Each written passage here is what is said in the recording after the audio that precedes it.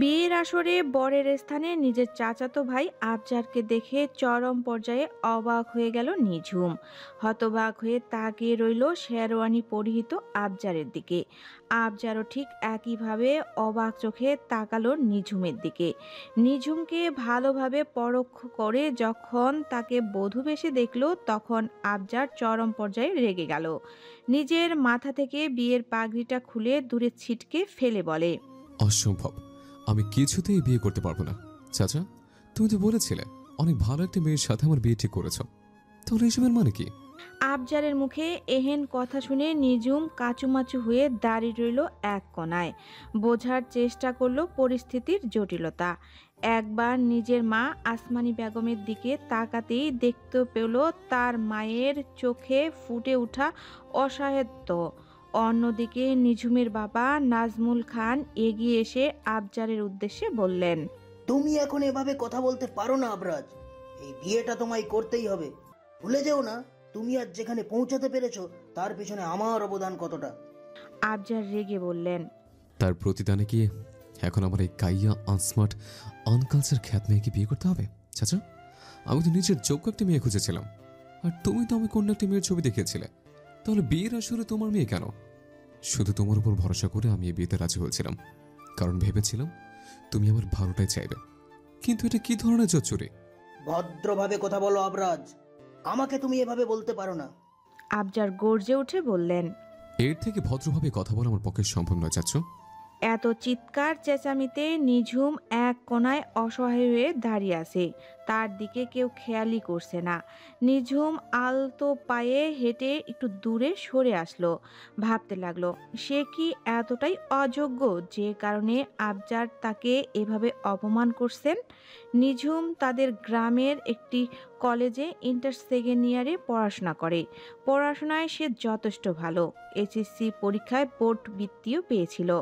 সিলেট শহরের অনেক বড় কলেজে পড়ার সুযোগও পেয়েছিল, কিন্তু নাজমুল খান নিঝুমকে শহর পাঠাতে চাননি, তাই গ্রামেই পড়ালেখা করতে হচ্ছে।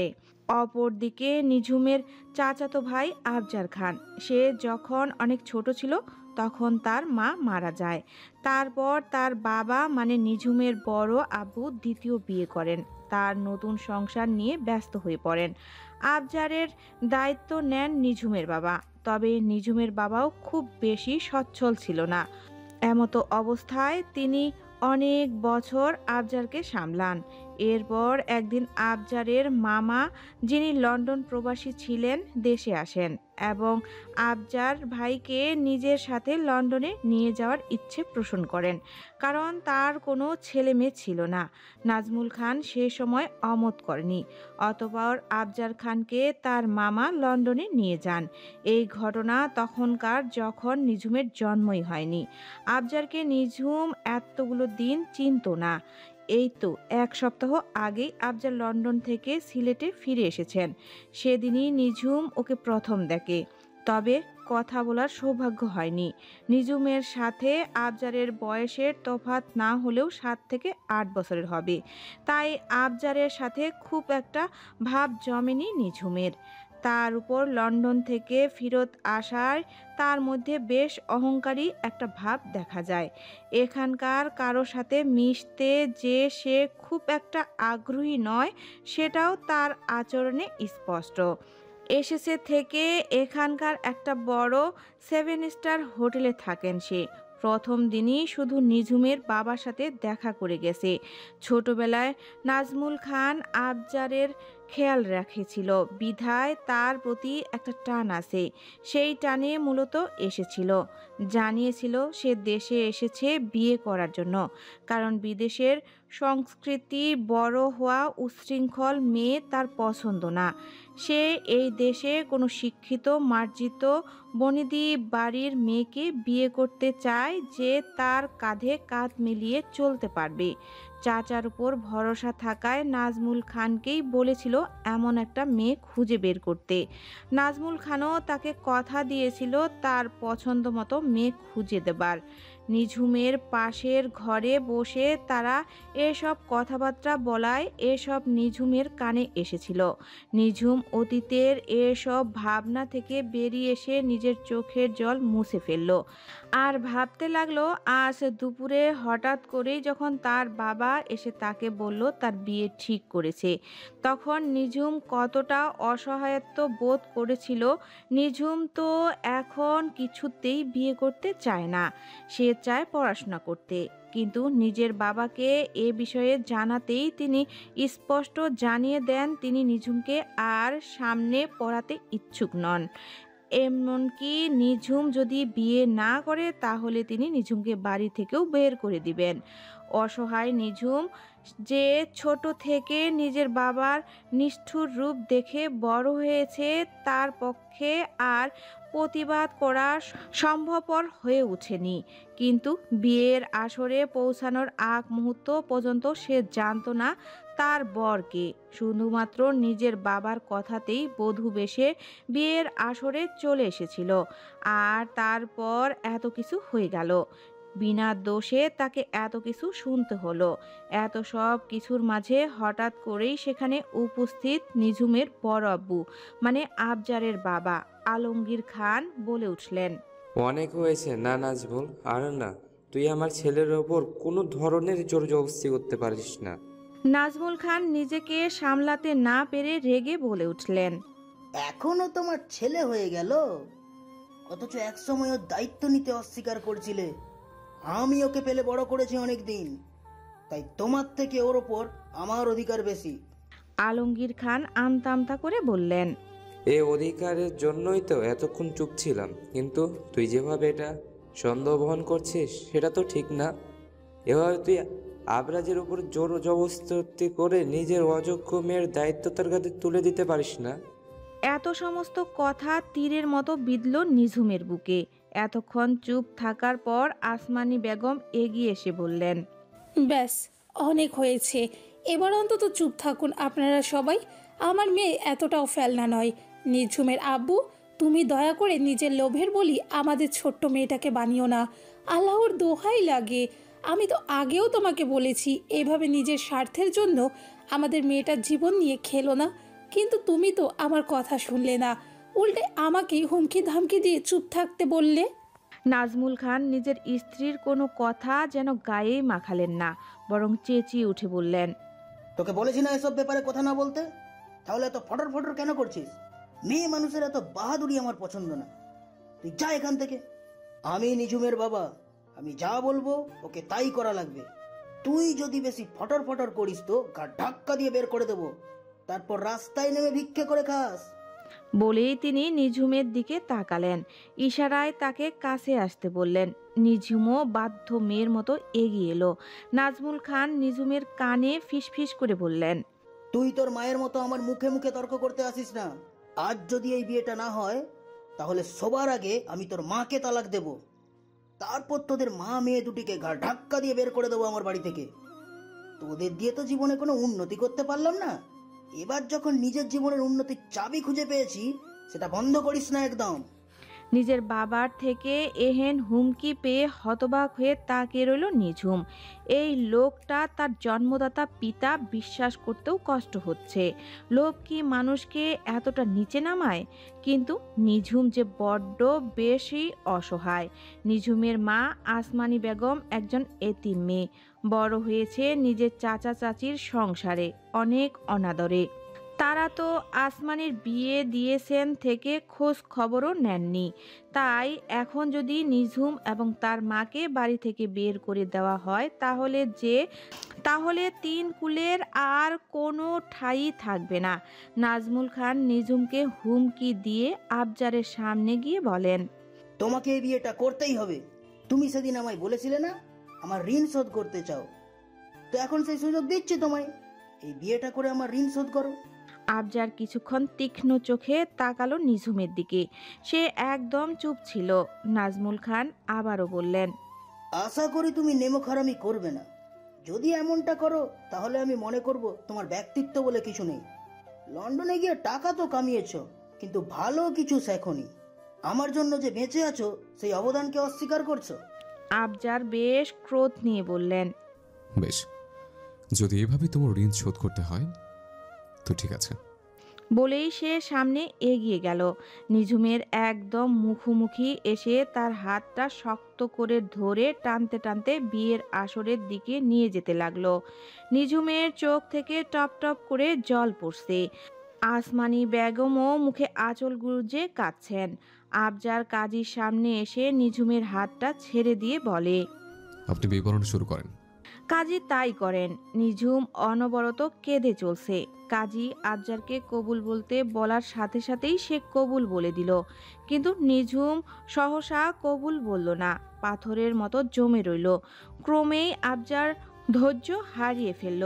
নিঝুমের হাত শক্ত করে ধরে বলল, হ্যাঁ মেয়ে, নাটক বন্ধ করে তাড়াতাড়ি কবুল বলো। এটাই তো চেয়েছিলে তুমি, তাই না? আমি ঠিকই বুঝতে পারছি তোমাদের পুরো পরিবারটাই ফ্রড। খুব শখ না আমার বউ হওয়ার? এবার তোমার সেই স্বাদ আমি মেটাবো, তোমাদের লোভী বাপ মেয়ে রুচির শিক্ষা দেব। নাজমুল খানও রক্তিম চোখে নিঝুমের দিকে তাকিয়ে নিঝুমকে যেন চোখ দিয়েই হুমকি দিচ্ছেন। নিঝুম একবার নিজের মায়ের দিকে তাকালো। নিজেকে নিয়ে তার কোনো চিন্তা নেই, কিন্তু সে চায় না তার জন্য তার মায়ের সংসারটা ভাঙুক। তার জন্য যদি নিজের কপাল পোড়াতে হয় তো তাই সই। এমন ভাবনা থেকেই নিঝুম চোখ বন্ধ করে অস্পষ্ট সুরে বলল, কবুল কবুল কবুল। কবুল বলেই টুকরে কেঁদে উঠল, যেন এখান থেকেই তার নারকীয় জীবনের সূচনা ঘটল।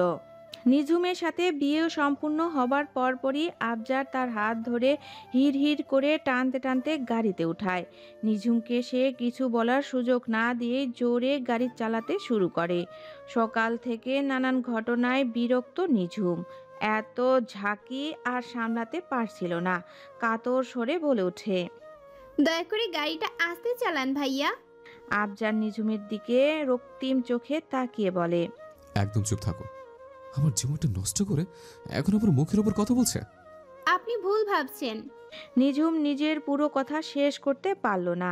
তার আগেই আবজার মাঝ রাস্তায় গাড়ি থামিয়ে নিঝুমকে টানতে টানতে গাড়ি থেকে নামিয়ে দিয়ে বলল, কি ভেবেছো তুমি আমাকে বিয়ে করে সাম্রাজ্ঞের মতো জীবনযাপন করবা? তোমার সেই ইচ্ছে পূরণ হচ্ছে না। তোমার মধ্যে বিয়ের কোনো যোগ্যতা নেই আমার বউ হওয়ার। এই বিয়েটা তো আমি করতামই না, কেবল তোমার বাবার ঋণ পরিশোধের জন্য এই বিয়েটা করতে হয়েছে। তবে আমি আর এক মুহূর্ত তুমি বরদাস্ত করব না। আর তুমি যদি ভেবে থাকো আমার সাথে লন্ডনে গিয়ে আয়েসে জীবনযাপন করবে, তাহলে ভুল ভাবছ। আমি আজ এখনই লন্ডনে ফিরে যাব, তবে তোমার জায়গা হবে না আমার জীবনে। আমি আজ এই মুহূর্তে তোমায় ত্যাগ করলাম এবং এখান থেকে আমাদের জীবন আলাদা। বলে আফজার খান আর এক মুহূর্ত অপেক্ষা করল না, তাড়াহুড়া করে গাড়িতে উঠে পড়ল। একবারও পিছনে ফিরে তাকালো না নিঝুমের দিকে। সে নিজের মতো গাড়ি চালাতে শুরু করে দিল। পেছনে ফেলে রেখে গেল অশ্রুসিক্ত নিঝুমকে। আর নিঝুম ও অশ্রুসিক্ত নয়নে মাঝ রাস্তায় দাঁড়িয়ে নিজের জীবনের হিসাব মিলাতে ব্যস্ত হয়ে গেল। আজ কোন অপরাধে তাকে এই দিন দেখতে হলো সে ভেবে পেল না। এরই মধ্যে আকাশ বেয়ে নামলো অতিবৃষ্টি। বৃষ্টির গতি বাড়ল ধীর গতিতে। বৃষ্টির জল যেন আড়াল করলো নিঝুমের চোখের জলকে। কিন্তু তার মনে আজ যে ক্ষত সৃষ্টি হলো তা কি কখনো সেরে উঠবে? এই প্রশ্নের উত্তর জানে না নিঝুম। তার মনে এক উথাল পাতাল ঝড় বয়ে যেতে লাগলো। জীবন তাকে আজ যেন অনিশ্চয়তার এক মহাসমুদ্রে এনে দাঁড় করিয়েছে, যেখান থেকে নিস্তারের পথ তার জন্য বের করা কঠিন। নিজের বাড়ির সামনে এসে দাঁড়িয়ে আছে নিঝুম। নাজমুল খান রাগান্বিত দৃষ্টিতে নিঝুমের দিকে তাকিয়ে, আসমানি বেগম অসহায় দৃষ্টিতে একবার নিজের মেয়ে তো একবার নিজের স্বামীকে পরোক্ষ করে চলছেন। নাজমুল খান ক্রোধিত স্বরে বলে উঠলেন, আবরাজ তোকে একা ফেলে রেখে চলে গেল আর তুইও সুরসুর করে বাড়িতে ফিরে এলি কেন? মাথায় কি কোনো ঘিলু নেই? আবরাজের সাথে বিয়ে হয়েছে তোর, তুই লিগ্যালি ওর বউ। সেই অধিকারের জন্য তুই ওর সাথে যেতে পারলি না? নিঝুম শান্ত কিন্তু দৃঢ় স্বরে বলে, উনি আজ স্পষ্ট করে দিয়েছেন যে এই বিয়েটার কোনো মূল্য নেই ওনার কাছে। উনি আমার সাথে সংসার করতে চান না, আর সেজন্যই তো আমায় ফেলে এভাবে লন্ডনে চলে গেলেন। তাহলে আমি আর কোন অধিকারে ওনার জীবনে জড়াতে চাইবো? আমার কি এখানে জোর করার সাজে আব্বু? নাজমুল খান নিঝুমের গলা চেপে ধরে বলেন, খুব বড় বড় কথা ফুটেছে মুখে, তাই না? দাঁড়া, তোর বড় বড় কথা আমি বের করছি। কত বড় স্বপ্ন দেখেছিলাম আমি যে আবরাজের সাথে তোর বিয়ে দিয়ে তারপর তোকে লন্ডনে পাঠিয়ে একসময় নিজেও লন্ডনে গিয়ে সেটেল হতে পারবো। কিন্তু তুই আমার সব স্বপ্ন নিমিষেই শেষ করে দিলি। তোকে এতদিন পুষে আমার কি লাভ হলো? আবরাজের কাছে তুই ঠাঁই পাসনি, তাই না? তাহলে আমার কাছেও তোকে ঠাঁই পেতে হবে না। যা, রাস্তায় রাস্তায় পচে মর তুই। বলেই নাজমুল খান নিঝুমকে ধাক্কা মেরে বাড়ি থেকে বের করে দেন এবং তার মুখের উপর দরজা লাগিয়ে দেন। আসমানি বেগম কাঁদতে কাঁদতে বলেন, এটা তুমি কি করলে? আমার মেয়েটা, আমার নিঝুমকে এভাবে বাড়ি থেকে বের করে দিলে। ও এখন কোথায় যাবে? নাজমুল খান ক্রোধের বশে এবার আসমানি বেগমের চুলের মুঠি ধরে বলেন, খুব মায়া হচ্ছে না তোর মেয়ের জন্য? তাহলে তুইও বের হয় এই বাড়ি থেকে। মা মেয়ে ভাগাড়ে গিয়ে মর, তবু আর এই মুখ হোস না। যা। বলেই তিনি আসমানি বেগমকেও বাড়ি থেকে বের করে দেন। অতঃপর কিছুটা ঠান্ডা হওয়ার পর কাউকে একটা ফোন করে বলেন, সব পথের কাটাকে দূর করা শেষ। এবার আমি তোমার সাথে নতুন জীবন শুরু করতে পারবো মাই ডার্লিং। আফজাল লন্ডনে ফিরে আসার পর নিজের রাগী মস্তিষ্কে ঠান্ডা করার জন্য একটি বারে চলে আসে। সেখানে উপস্থিত ছিল তার প্রিয় বন্ধু ম্যাক্স, যে একজন ব্রিটিশ নাগরিক। ম্যাক্স আফজারকে এতটা রেগে থাকতে দেখে জিজ্ঞাসা করে, তোমাকে এত রাগান্বিত লাগছে কেন বন্ধু? তুমি তো নিজের দেশে গিয়েছিলে বিয়ে করতে। আমি তো তোমার হবু বউয়ের ছবিও দেখিয়েছিলে। সকল ফ্রেন্ডদের বলেছিলে নতুন বউ নিয়ে লন্ডনে আসার পর বড় করে রিসেপশন করবে। তাহলে তুমি এভাবে একা ফেললে কেন? তোমার বউ কোথায়? আফজার রাগী সুরে বলে, ও মাই ফুট, আমার সাথে চরম লেভেলের প্রতারণা হয়েছে। ম্যাক্স অবাক স্বরে জানতে চায়। মানে? আফজার ম্যাক্সকে সমস্ত ঘটনা খুলে বলে। সব শুনে ম্যাক্স হতবাক হয়ে যায়, বলে, তোমার আঙ্কেল কিভাবে এমনটা করতে পারলো? এভাবে দুটো জীবন নষ্ট করে দিল? দুটো না, বল একটা। আমার জীবন উনি পুরোপুরি নষ্ট করে দিয়েছে। আমার সেটা মনে হয় না বন্ধু। যদিও আমি একজন ব্রিটিশ নাগরিক, তবে আমি তোমাদের দেশের কালচার সম্পর্কে কিছুটা জানি। আমাদের এখানে মেয়েরা যেমন স্বাধীনতা ও মর্যাদা পায়, তোমার দেশে তো তেমন নয়। তুমি যেভাবে বিয়ের পর একটা মেয়েকে ত্যাগ করে চলে এসেছো, আমার মনে হয় তোমার দেশের সামাজিক বাস্তবতায় মেয়েটির জীবনে অনেক বড় অভিশাপ নেমে আসবে। তাতে আমার কিচ্ছু যে আসে না, ওই মেয়েও একটা প্রতারক। তুমি এটা এত নিশ্চয়তার সাথে কিভাবে বলছো? এমনও তো হতে পারে যে ওই মেয়ে পরিস্থিতির শিকার। আমি এখন এসব কিছু ভাবতে চাই না। She is not important for me. She go to hell, I don't care. Max একটা দীর্ঘশ্বাস ফেলে। এদিকে আফজার একের পর এক বিয়ারের বোতলে চুমুক দিতে ব্যস্ত হয়ে পড়ে। নিঝুম ও আসমানি বেগম সেদিন সারাটা রাত রাস্তায় পার করলো। পরের দিন সকাল হতেই তাদের প্রতিবেশী কিছু লোক তাদের এই অবস্থায় রাস্তায় বসে থাকতে দেখে উদ্বিগ্ন হয়ে পড়ে এবং তাদের কাছে জানতে চায় ঘটনা কি। নিঝুম তাদের সব ঘটনা খুলে বলে। সবাই মিলে নিঝুমদের বাড়ির সামনে উপস্থিত হয়। তারা সবাই মিলে বলে, এসব অন্যায় তো মেনে নেওয়া যায় না। নাজমুল খান কিভাবে এভাবে নিজের বউ আর মেয়ের সাথে এমন অমানবিকতা করতে পারে? এর একটা বিহিত চাই। বলেই তারা দরজা ধাক্কাতে থাকেন। কিছুক্ষণ পর বেশ সুন্দরী দেখতে একজন মধ্য বয়সী মহিলা এসে দরজা খুলে দিতেই সবাই হতবাক হয়ে যায়। একজন বলে উঠেন, কে আপনি? এমন সময় নাজমুল খান বেরিয়ে এসে বলেন, ও হলো শান্তি, আমার বিয়ে করাবো। কাল রাতেই আমরা বিয়ে করেছি। নাজমুল খানের কথা শুনে সবাই হতবাক হয়ে যায়। আসমানি বেগম এত বড় ধাক্কা মেনে নিতে পারেন না, সাথে সাথেই জ্ঞান হারিয়ে পড়ে যান। নিঝুম আগলে ধরে তার মা আসমানি বেগমকে। অশ্রুসিক্ত নয়নে নিজের জন্মদাতা পিতার দিকে তাকায়, আর তাকায় তার পাশে দাঁড়ানো নববধূ সাজের মহিলাটার দিকে। নিঝুম কিছু হিসাব মেলানোর চেষ্টা করে, দুয়ে দুয়ে চার মিলেও ফেলে। এবার আর চুপ না থেকে ভারী কণ্ঠে বলে, তাহলে এটাই তোমার পরিকল্পনা ছিল আব্বু, আমাকে আর আম্মুকে বাড়ি থেকে বের করে এই মহিলাকে বিয়ে করার? নিঝুমের কথায় কোনো পাত্তা না দিয়ে তার বাবা নাজমুল খান বলে ওঠেন, তোকে সেটার কৈফিয়ত দিতে আমি বাধ্য নই। দূর হ চোখের সামনে থেকে। কালকে না তোদের মা মেয়েকে বাড়ি থেকে বের করে দিয়েছিল? তাহলে আজ কোন লজ্জায় এসেছিস এখানে তোরা? তাদের এলাকার একজন মুরব্বী লোক বলে ওঠে। এই কাজটা তুমি একদম ঠিক করনি নাজমুল। এভাবে একটা বাইরের মেয়ের জন্য নিজের বউ মেয়েকে বাড়ি থেকে বের করে দিলে আল্লাহর গজব পড়বে তোমার উপর। আরে রাখুন আপনার গজব। আর আপনাদের কি কোনো কাজ কারবার নেই? সকাল সকাল এখানে কি সার্কাস দেখতে এসেছেন নাকি? যান তো এখান থেকে।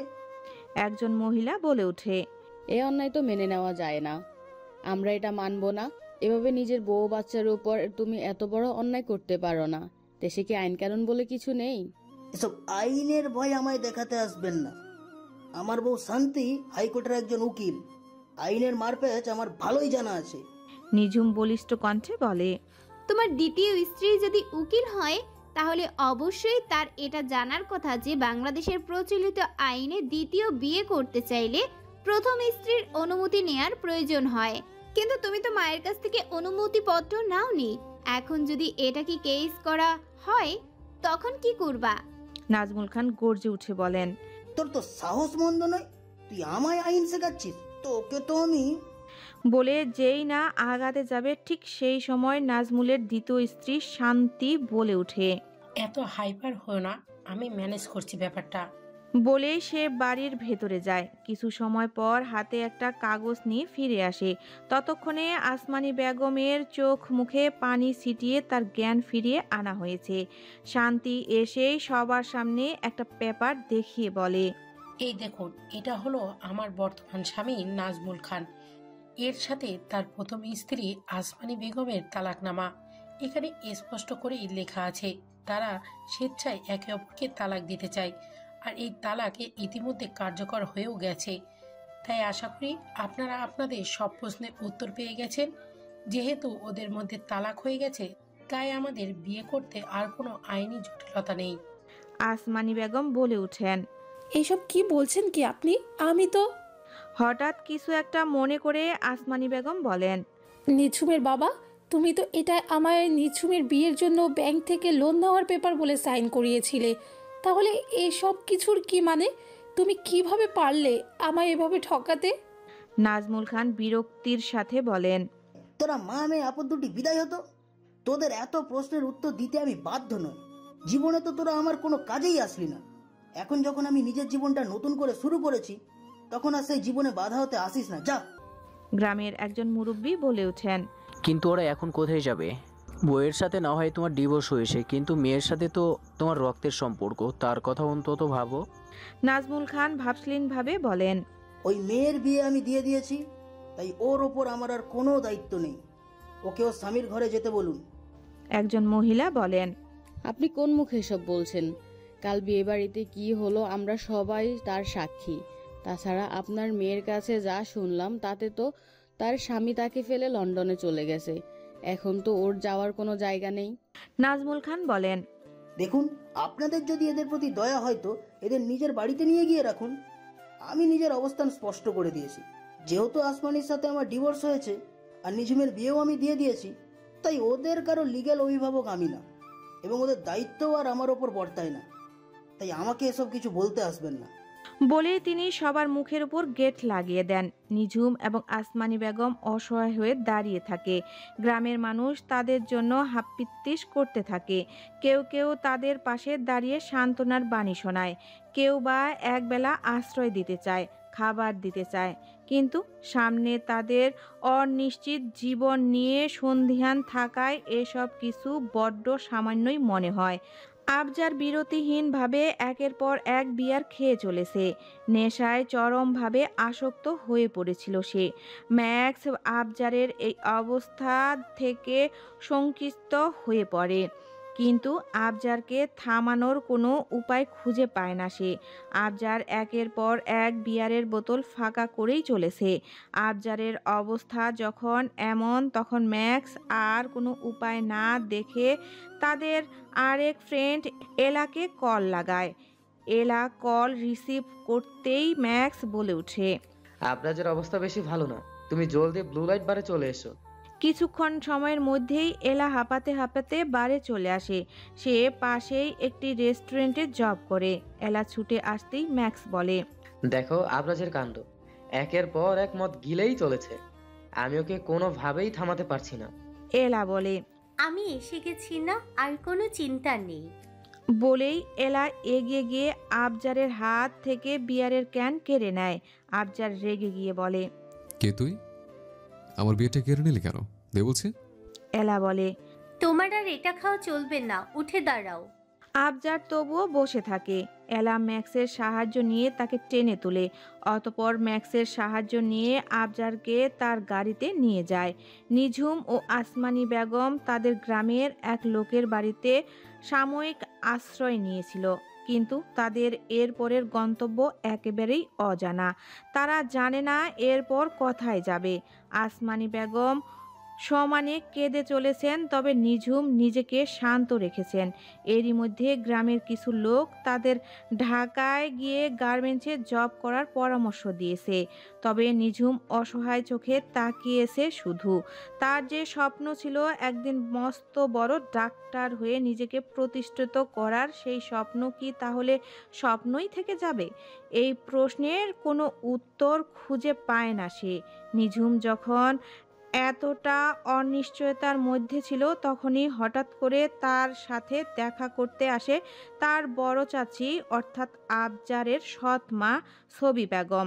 তিনি এসেই নিঝুমের উদ্দেশ্যে বলেন, তাড়াতাড়ি নিজের সব ব্যাগপত্র গুছিয়ে নাও, তারপর আমার সাথে আমাদের বাসায় যাবে তুমি। নিঝুম অবাক স্বরে বলে, চাচি আপনি? হ্যাঁ আমি। অতীতে অনেক বড় একটা অন্যায় করেছিলাম 5 বছরের ছোট্ট একটা শিশুর সাথে। আজ তার প্রায়শ্চিত্ত করতে এলাম, কারণ আজ যে আবার এক অসহায় মেয়ের সাথে অন্যায় হচ্ছে। নিঝুম অবাক চোখে তার চাচি ছবি বেগমকে দেখছিল। ছবি বেগম একটা মৃদু হাসি দিয়ে বলেন, দাঁড়িয়ে আছো কেন? নিজের সব জিনিসপত্র গুছিয়ে নাও, তারপর তোমার মাকে নিয়ে আমাদের বাড়িতে চলো। নিঝুম হতবাক হয়ে বলে, আপনাদের বাড়িতে? ছবি বেগমের মুখের হাসি চওড়া হয়। তিনি বলেন, শুধু আমার নয়, ওটা এখন তোমারও বাড়ি। হাজার হোক তুমি এই বাড়ির বড় ছেলের বউ। নিঝুমের চোখ ঝাপসা হয়ে আসে ছবি বেগমের কথা শুনে। মনে পড়ে যায় আবজারের বলা ব্যবহারগুলো। তাই তো সে বলে, যেখানে স্বামীরই কাছে মর্যাদা পায়নি, সেখানে আবার শ্বশুর বাড়ি। যেই স্বামী বিয়ের পর তার বউকে রাতের আধারে একা মাঝ রাস্তায় ফেলে যায়, সেই বিয়ের কি আদৌ কোনো মূল্য আছে চাচি? নিঝুমের এহেন কথায় ছবি বেগমের হৃদয়ে দোলাচন সৃষ্টি করে। অতীতের কিছু ভবিষ্যৎ দৃশ্য তার চোখের সামনে ভেসে ওঠে। কিভাবে তিনি 5 বছর বয়সী ছোট্ট আবজারকে তার ঘর থেকে টেনে টেনে বের করে দিয়ে বলেছিলেন, তোমার মা মরে বিদায় হয়েছে, এবার তুমিও বিদায় হও। তুই আমার নিজের পেটের ছেলে নস, তাই তোর কোনো দায়িত্ব আমি নিতে পারবো না। 5 বছর বয়সী ছোট্ট আবজার সেদিন ছবি বেগমের পায়ের কাছে বসে আলতো স্বরে বলেছিল, আমি কোথায় যাব? আমাকে এভাবে বের করে দিও না নতুন মা। কিন্তু হিংসা ও ক্রোধে অন্ধ ছবি বেগমের মনে সেদিন নিজের স্বামীর প্রথম স্ত্রীর ঘরে এই নিষ্পাপ সন্তানের আকুল আবেদনও গলাতে পারেনি। চরম নির্দয় দেখিয়ে তিনি নিজের স্বামীকে বলেছিলেন, এই ছেলে যদি এই বাড়িতে থাকে তাহলে আমি তোমার সাথে সংসার করব না। একে এক্ষুনি বের করো এখান থেকে।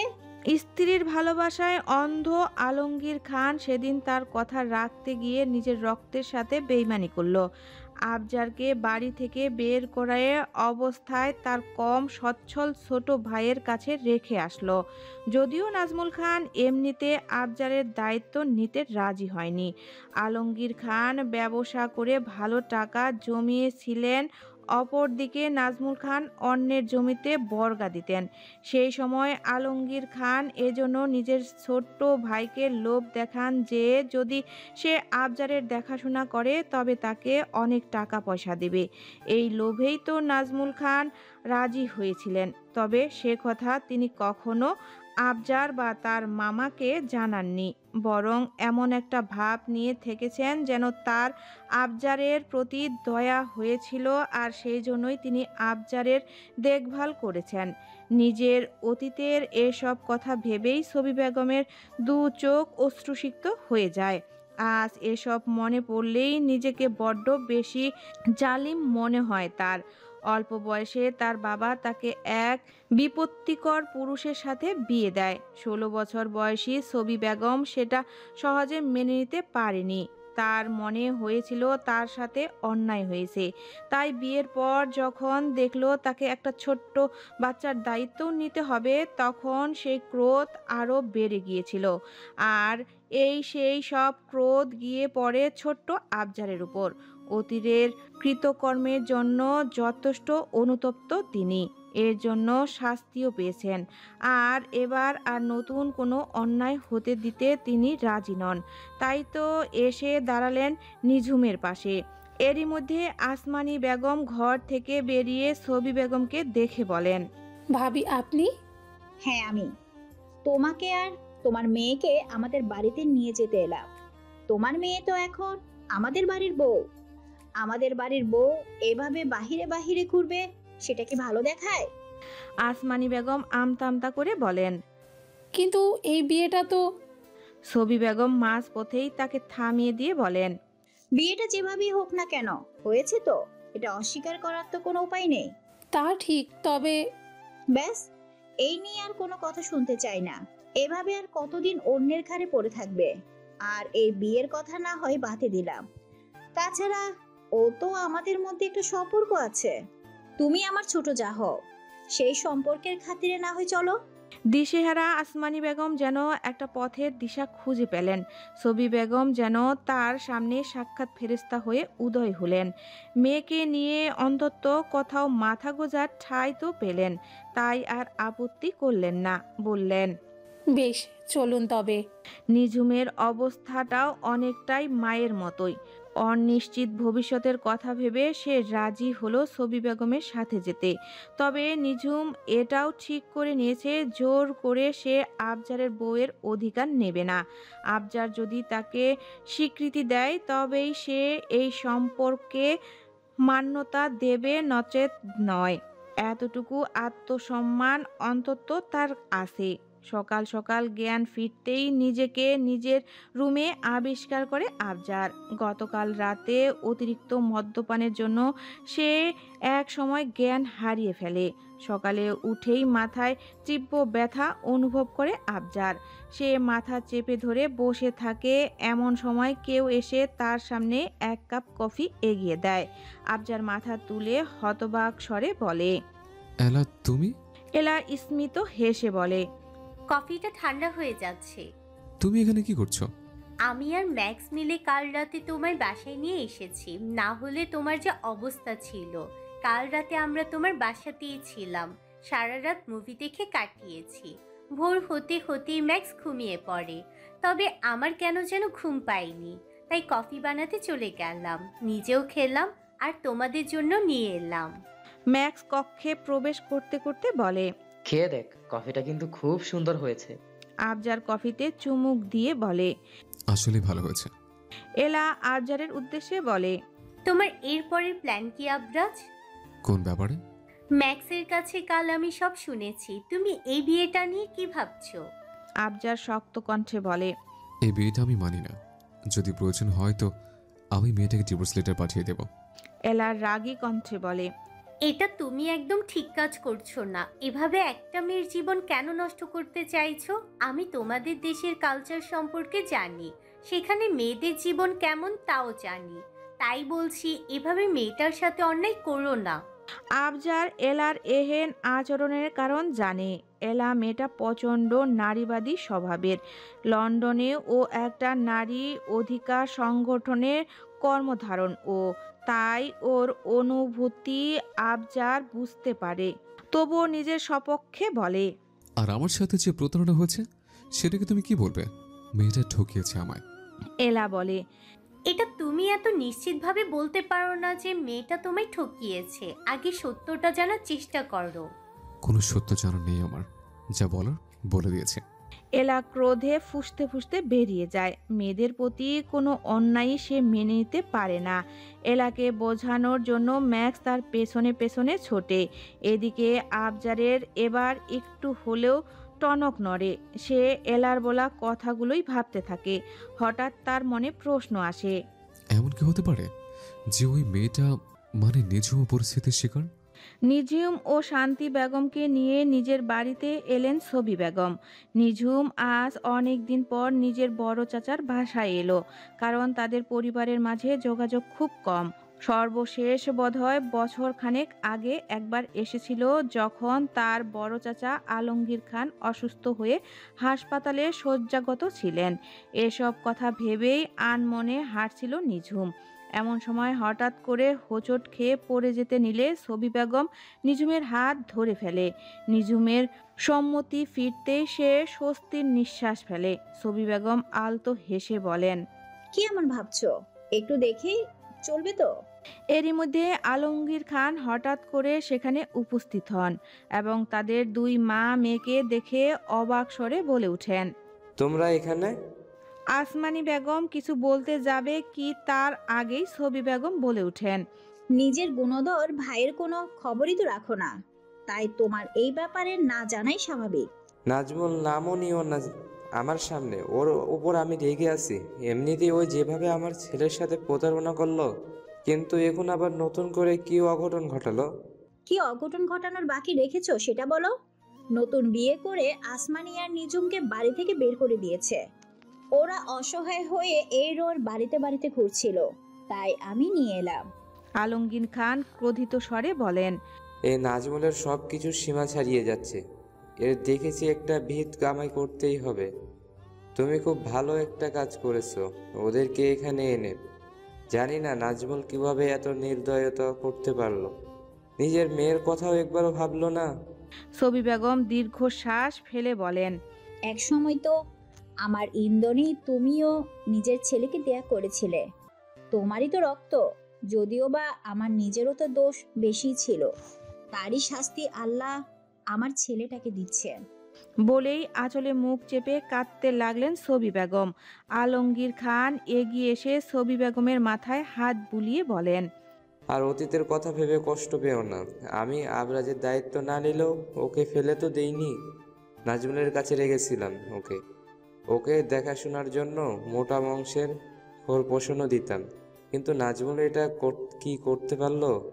ছবি বেগম বলেন, এখন এসব কিছুর একটা সমাধান আছে। তুমি দয়া করে আবরাজকে সিলেটে আসতে বলো। আমার বিশ্বাস ও ফিরলেই সব ঠিক হয়ে যাবে। আমারও যে ওর কাছে ক্ষমা চাইতে হবে নিজের অতীতের কৃতকর্মের জন্য।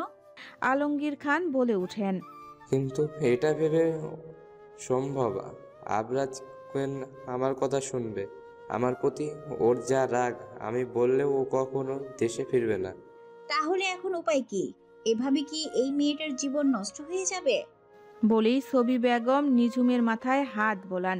নিঝুমের মায়াবী মুখের দিকে করুণ চোখে তাকিয়ে বলেন, এই মেয়েটা তো কোনো দোষ নেই, শুধু শুধু কেন নিজের বাবার লোভের বলি হবে ও?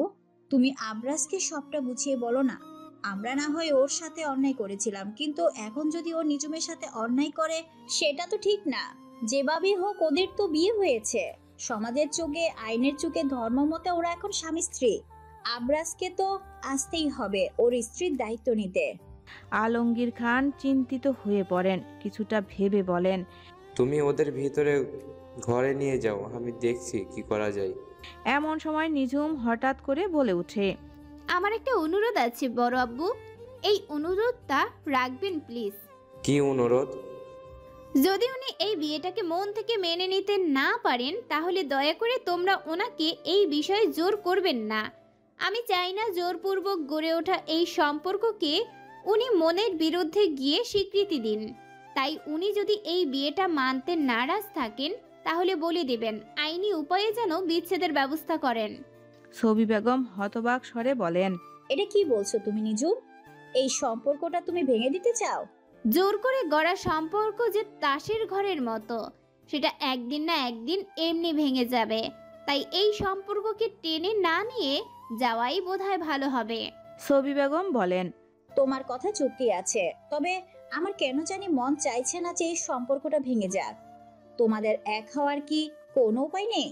আমার জীবনে এই বিয়ে শুরুই হয়েছে অশ্রুজলের মাধ্যমে। এই সম্পর্ক থেকে কি ভালো কিছু আশা করা যায়? কোনো কিছুর আশা আমি রাখি না। আমার যা সিদ্ধান্ত নেয়ার আমি নিয়ে ফেলেছি। ওই মেয়ের সাথে আমি কোনো সম্পর্ক রাখতে অনিচ্ছুক। ভাবছি উপযুক্ত সময় হলে দেশে ফিরে সম্পর্কটা শেষ করে দিয়ে আসবো। আবজারের মুখের কথাটা শুনে ম্যাক্স দীর্ঘশ্বাস ফেলে। আজ সকাল থেকে আবজারকে সে নানানভাবে বোঝানোর চেষ্টা করলেও আবজার ঘুরে ফিরে একই কথাই বলছে। ওইদিকে বেঁধেছে আরেক বিপত্তি। আমাদের নারীবাদী এলাও বলে দিয়েছে যদি আবজার ওই মেয়ের সাথে কোনো অন্যায় করে তাহলে আবজারের সাথে কোনো বন্ধুত্বের সম্পর্ক রাখবে না। আর এদের দুজনের মাঝে ফেঁসে গেছে ম্যাক্স। সে যে কি বলবে সেটাই বুঝতে পারছে না। এমন সময় হঠাৎ করেই আবজারের ফোনে একটা ফোন কল আসে। আবজার সেই কলটা রিসিভ করেই জিজ্ঞাসা করে, কে বলছেন? আমি তোমার বাবা বলছি। আবজার সাথে সাথেই ফোনটা রেখে দিতে চায়, কারণ অতীতের ঘটনার কারণে নিজের বাবাকে সে প্রচণ্ড ঘৃণা করে। সে ফোনটা রেখে দিতে যাবে এমন সময় আলমগীর খান বলে ওঠেন, কলটা কেটে দিও না, তোমার সাথে অনেক জরুরি কথা আছে। কি কথা? এরপর তাদের মাঝে কিছুক্ষণ কথোপকথন চলে। নিঝুম ও আসমানি বেগম খান বাড়ির গেস্ট রুমে বিশ্রাম নিচ্ছিল। আসমানি বেগম মন খারাপ করে শুয়ে শুয়ে নিজের জীবনের যাবতীয় দুঃখ বিলাস করছিল। স্মরণ করছিলেন বিয়ের পর থেকে কিভাবে দীর্ঘদিন স্বামীর অবজ্ঞা অবহেলা সহ্য করছেন। তবুও পরিস্থিতির চাপে তাকে সব মুখ বুজে সহ্য করতে হয়েছিল। চাচা চাচির বাড়িতে মানুষ হওয়ায় তিনি কখনো বিবাহ পূর্ব জীবনে সুখ পাননি, আর না তো পেয়েছেন বিয়ের পর। এরপর তার জীবনে নিঝুম এলো। নিজের মেয়েকে কেন্দ্র করেই তিনি সুখের জীবন গড়ে তুলতে চাইলেন। তার জীবনের সব থেকে বড় স্বপ্ন এটাই যে তার জীবনে যাই হোক না কেন তিনি তো মেয়েকে খুশি দেখতে চান। এই জন্য সব রকম চেষ্টাই তিনি করে গেছেন। নিঝুমের এসএসসি পরীক্ষার পর নাজমুল খান নিঝুমকে এক মধ্যবয়সী পুরুষের সাথে বিয়ে দিতে চেয়েছিলেন টাকার লোভে। সেবার কত অত্যাচার নির্যাতন সহ্য করে তিনি বিয়েটা আটকাতে সক্ষম হয়েছিলেন। সেসব কথা ভেবে তিনি দীর্ঘশ্বাস ফেললেন। এখনও যে মেয়ের জীবন এক অনিশ্চিত ভবিষ্যতের দিকে, তার স্বামী কি আদৌ তাকে স্বীকৃতি দেবে, এই চিন্তায় আসমানি বেগমের মাথা কাজ করছে না। নিঝুম যেন বুঝতে পারল নিজের মায়ের এই ভাবনা, তাই তো আসমানি বেগমকে উদ্দেশ্য করে বললেন, তুমি আমাকে নিয়ে কোনো চিন্তা করো না আম্মু, আমি নিজের পথ নিজেই গড়ে নেওয়ার চেষ্টা করব। তুমি তো আমাকে জীবনে একজন প্রতিষ্ঠিত ডাক্তার হওয়ার স্বপ্ন দেখিয়েছিলে, সেই স্বপ্ন আমি পূরণ করবই। ডাক্তার হয়ে আমার চিকিৎসা করবে তো আপনি? হঠাৎ কারো একটা কণ্ঠস্বর কানে আসতেই সামনের দিকে তাকায় নিঝুম। সামনে তাকাতেই দেখতে পায় হুইল চেয়ার করে এগিয়ে আসছে আবির খান, ছবি বেগম ও আলমগীর খানের একমাত্র ছেলে। নিঝুম আবিরকে দেখে ভীষণ খুশি হয়। এই বাড়িতে আবিরের সাথেই তার সম্পর্ক সব থেকে ভালো। ইন্টার ফার্স্ট ইয়ারে পড়ুয়া এই ছেলেটা বড্ড মিশুক, কিন্তু ভাগ্যের দোষে এক দুর্ভাগ্যা ব্যক্তিতে আক্রমণ হয়ে কঠিন সময় পার করছে। নিঝুম এগিয়ে এসে আবিরের মাথায় হাত বুলিয়ে বলে, অবশ্যই